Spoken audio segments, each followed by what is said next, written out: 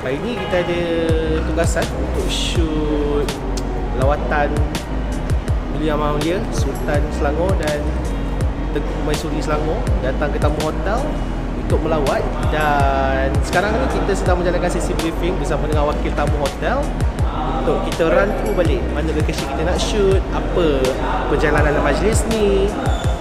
Kita akan bawa kita punya team untuk go through sekali lagi so that kita akan lebih faham flow program untuk hari ni.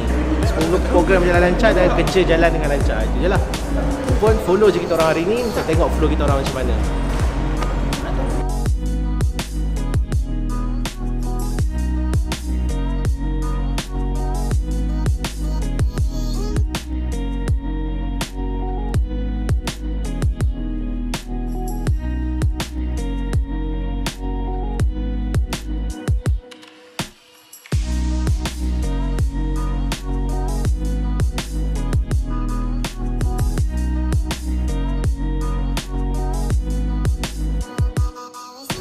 Okay, so sekarang ni kita sedang menanti ketibaan VIP kita dekat bahagian luar. So sekarang ni dekat bawah tim A, so rasanya ada menteri dah sampai.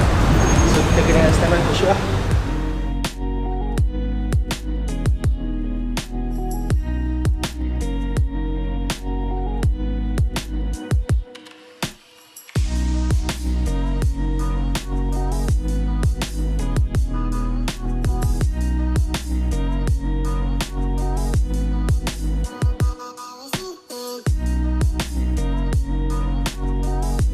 Tengah naik kita kat 7, so second team A akan standby kat dekat 13. So tengoklah macam behind the scene of our team.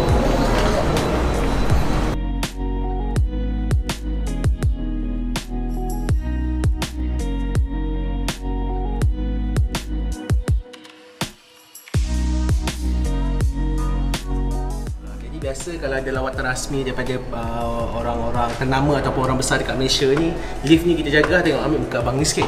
Orang penting ni. Apa abang ni sangkut kita punya perjalanan hari ni.